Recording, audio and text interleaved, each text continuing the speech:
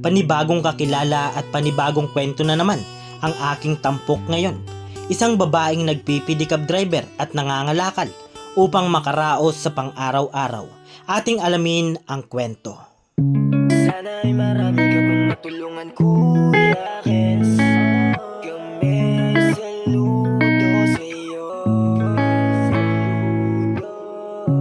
Kahit na ano pa mang pagsubok ang dumating, kami ay naniniwala sa kakayahan mo.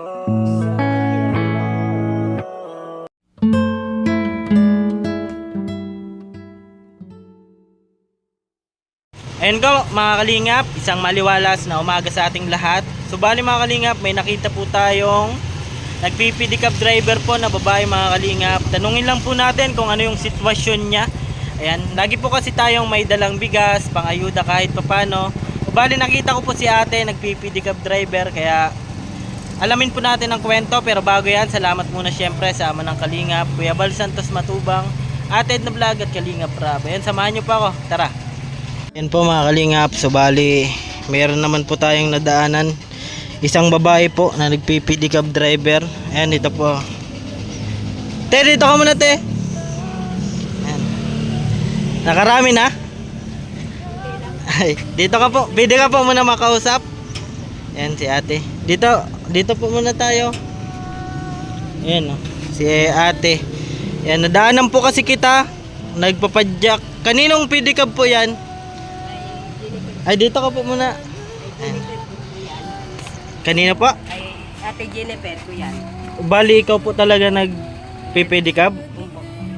Ano po pangalan, te? Ate Alma po, Balaguer. Alma Balaguer. Ilang taon na po? 40 years old. So, bali, nadaanan kita. Matagal ka na po nagpipedicab driver? Opo. Tagal mo. Ano po yung, bali, ano ka lang, boundary? Hulog boundary po. Hulog boundary po. Anong oras ka po nalabas? Mga 5. 5. Hanggang anong oras gabi po? na. Hanggang Mga gabi na. 7. Bali, nakarami ka na po. Mga konti pa lang po ngayon.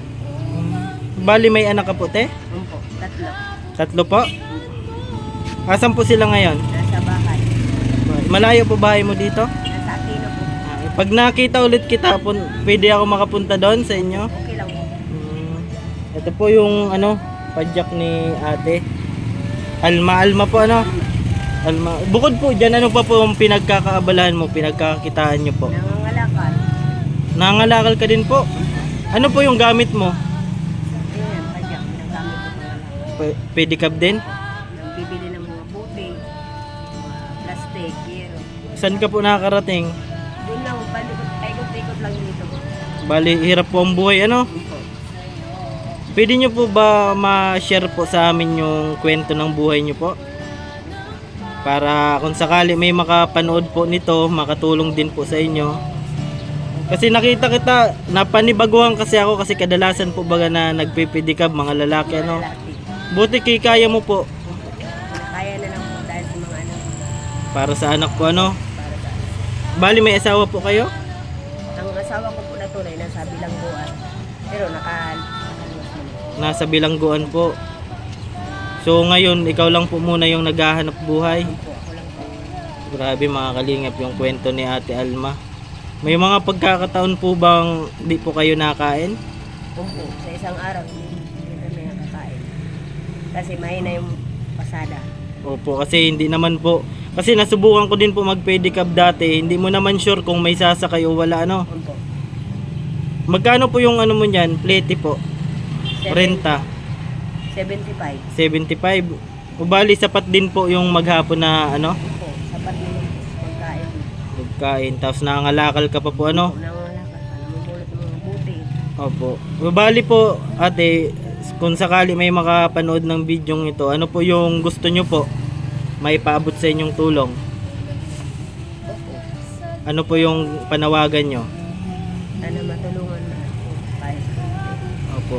Kasi yung pwede po natin ikwento yung yung sa asawa nyo po, nasa bilangguan po Bali nakakulong po siya.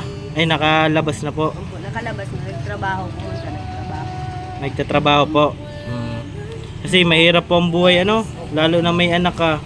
Nag-aaral pa po yung mga anak mo? Opo, ang isang dalaga ko nag-aaral sa Bulan High. Bulan Grade High. 8, tapos grade 1. Ano sa Dayton. Gaano po kahirap te yung buhay? Nahirapan niya ako sa pang-araw-araw niya. Pamasahe, bao. Opo. Lalo na kung wala naman pong permanenteng pinagkukuhanan ng pera. Talaga. Yan si Ate Alma po, mga kalingap. Ilang taon ka na po te? 40. 40 po. Ito po yung pinagkakakitaan po niya. Ang hanap buhay po niya pag pedicab driver. Bali nadaanan po namin ni Mama. Na lang ako kasi, 'di ba, kadalasan po nang nagpe-pedicab mga lalaki. Bakit naisipan niyo po pedicab Opo, kasi kailangan kasi namin pangkain araw-araw. araw-araw? Kahit, Bali- kahit mahirap, tinitiis ko na lang. Ang init po pa no. Mainit pa. Opo. Nakita kita ko nung nakaraan, kaya ngayon nakita ulit kita, kaya sabi ko, alamin ko yung kwento mo. Matagal ka na po nagpe-pedicab. Bali yan na po talaga yung trabaho mo dati pa? Kasi wala na akong puhunan sa Kalakal. Opo. Ayun, kailangan na mamuhunan po Hayaan mo tayo, pag sinertihan tayo, babalikan po kita ha. Opo. Lagi ka naman po dito Sa palengke lang ko nagpipila. diyan ka lang po na pila sa pedicab. Opo. Bali may pansaing ka na po. Wala pa. Ito may dala kami ni Mama. Lagi kasi kaming may dalang ito. Ayan, may bigas, noodles, tsaka dilata. Salamat po. Ano sabi mo te? Maraming salamat po. Ayan, si Ate Alma. Ayan. Salamat. Kahit pa paano makabawas. Opo. Opo. Kung sakaling may makapagpaabot ng tulong para sa inyo, babalikan po ulit kita Saan po yung barangay nyo? Aquino. Aquino. Size. Baka mayaman ka te. Hindi. Mahirap. Ano yung sitwasyon nyo te? Hindi na ako magpipili ka. Apo. Anong sitwasyon nyo te sa bahay nyo? Mahirap. Mahirap po talaga. Kasi pag nag-uulan, manay Opo. ang toro. Trapa lang kasi ang bubong ng bahay. Trapalo bali, maliit lang po. Opo, maliit. Kasya po kayo? Mag-anak? Sige, minsan nga, sabi ko sa binata ko na anak, sabi ko, pumunta ka doon kay Lola mo, doon ka na lang matulog. Kasi nahirap. Bali, ilan po yung anak mo? 3? Tatlo. 2 babae po. Dalawang lalaki. Isang babae. Bunso pong babae. Hindi. Yung lalaki. Pangalaw. Yan po, yung buhay ni Ate Alma. Bali, nasa kakalabas lang po ng asawa mo. Ayan. At siya po yung kailangan magtrabaho din para makatulong Buti po, pinayagan kayo ng may-ari nitong pedicab driver na gamitin nyo sa pangangalakal. Kailangan Kailangan. Palagi naman ako nagbaboundary. Palagi ka din po nagbaboundary. Kung lang po yung maipaabot na tulong Yan. Pasensya ka muna po dyan. Salamat Ate. po. Apo. Thank you. God bless po. Ito po muna. Salamat po. Apo, pambili. God bless po. Apo. Ano nga sabi mo po? Maraming salamat po sa vlogger. Apo. Thank you very much. Yan, sa Kalingap. Sa Kalingap. Opo, yan po si Ate Alma, mga Kalingap, na daanan lang po natin dito. Yan, sobrang init po Opo. Yan, nagpipidikab po siya. Ito po. Ano ba ito te? Ano yan dala mo? Malunggay. Malunggay? Ito doon sa pasahero po. Iningi mo? Ay grabe mga Kalingap po si Ate. Yan po mga Kalingap, si Ate Alma po, nagpipidikab driver po. Sige po, baka nakaabala na. Apo. Apo. Kung sakali may magpaabot ulit ng tulong o magkaroon ako, hanapin kita te ha. Lagi ka lang po sa sentro. Ayan po si Ate Alma. Sige po. Apo, welcome. Ayan mga Kalingap. Apo. Ayan, salamat daw po mga Kalingap po. Ayan. Apo, sige po. Ingat po te. Ayan po si Ate Alma mga Kalingap. Apo, ingat po. Daanan po natin mga Kalingap, nagpipidikab driver. Sobrang init po ng panahon ngayon. Ayan no.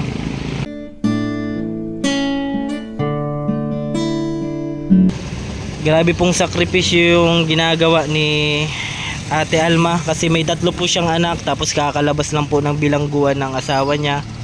Ayan o, papuntang sentro na po yan, maghahanap pa ng mapagkakitaan po. Bukod sa pagpipidicab driver po mga kalingap, nag-ano din siya, nagkakalakal. Tapos nagpapaupa daw po maglaba mga kalingap.